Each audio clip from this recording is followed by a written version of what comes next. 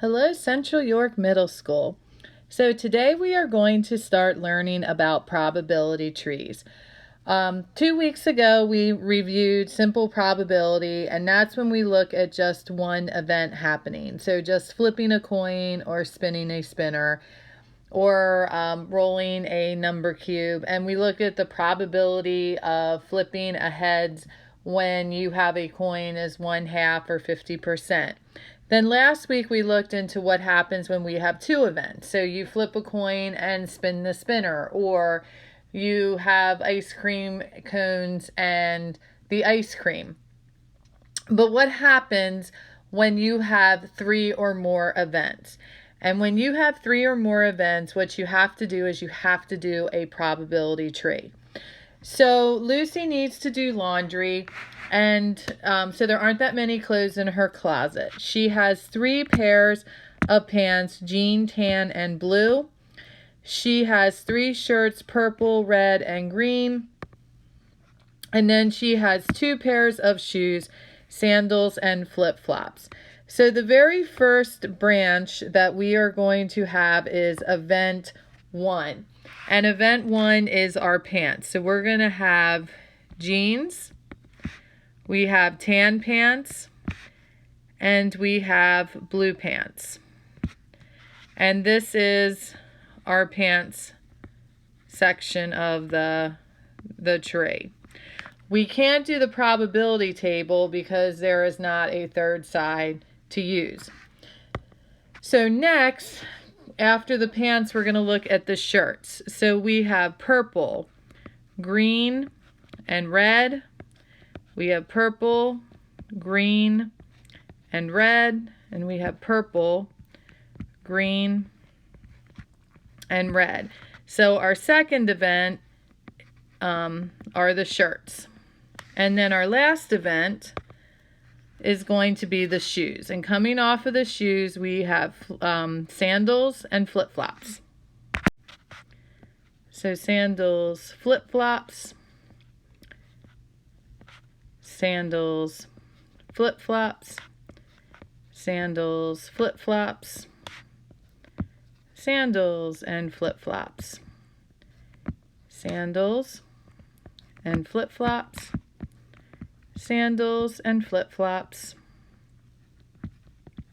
sandals and flip-flops, sandals and flip-flops,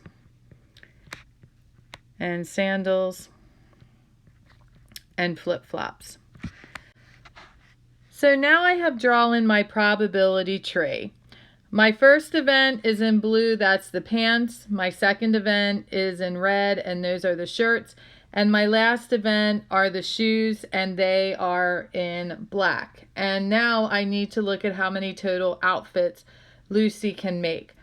And when I look for total outfits, I only look at the side on the far right. I do not count everything. I just count this final column right here. So when I count, I am counting this right column right here, and I count right here. 1, 2, 3, 4, 5, 6, 7, 8, 9, 10, 11, 12, 13, 14, 15, 16, 17, 18. So she has 18 total outfits to choose from. Lucy prefers to wear jeans. What is the probability that she will choose an outfit with jeans? So here are my jeans. 1, 2, 3, 4, 5, 6. So that would be 6 out of 18. And that also simplifies to 1/3. Lucy's favorite combination is purple shirts, jeans, and sandals. So looking for jeans, purple shirt, and sandals is right there. That is a 1 out of 18 chance that she will get that. What is the probability that she will get an outfit with a red shirt? So we have 1, 2, 3, 4, 5, 6. So again, this is 6 out of 18. or 1/3. And then the probability that she will choose an outfit with boots is 0 because there are not any boots. And now we will go on to page 2.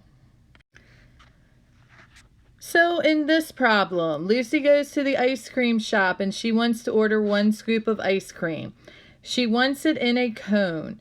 So they offer 3 cones, a sugar cone, a waffle cone, and a regular cone.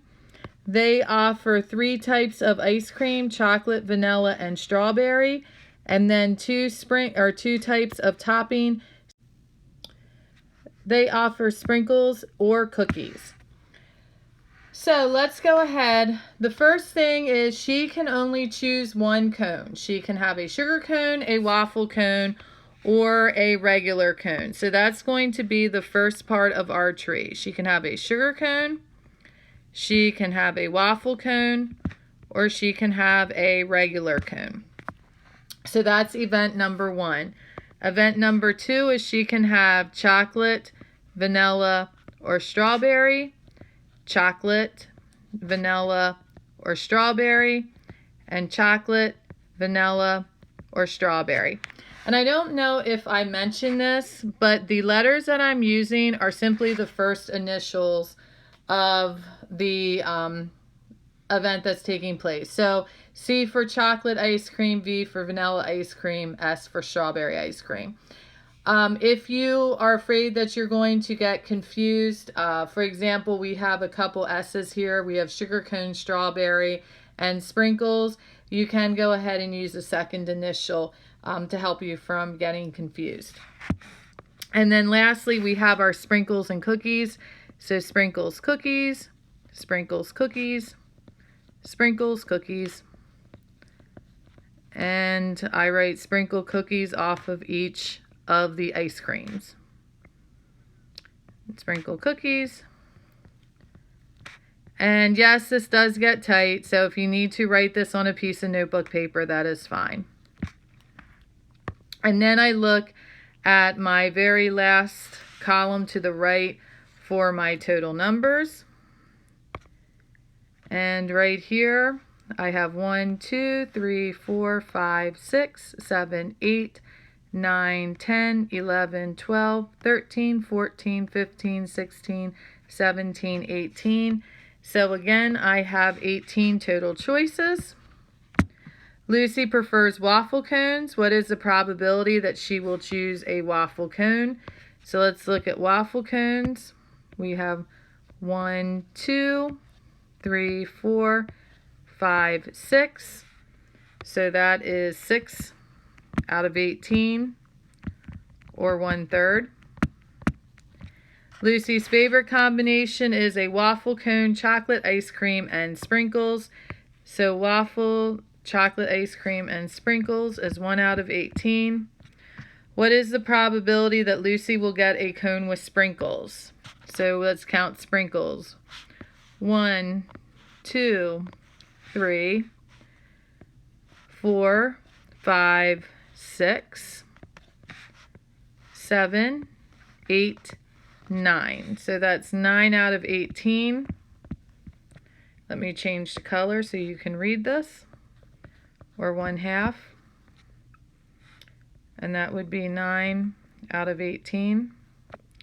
And the probability that Lucy will get a cone with cookies and cream ice cream is 0 out of 18 because the shop does not have any cookies and cream ice cream. So today is just an introductory lesson. Tomorrow we will do some more work with these, but hopefully you can see how moving from 2 events to 3 events, we need to have use a different model to help us find the total outcome. All right, please submit this to today's assignment. Thank you and have a great day.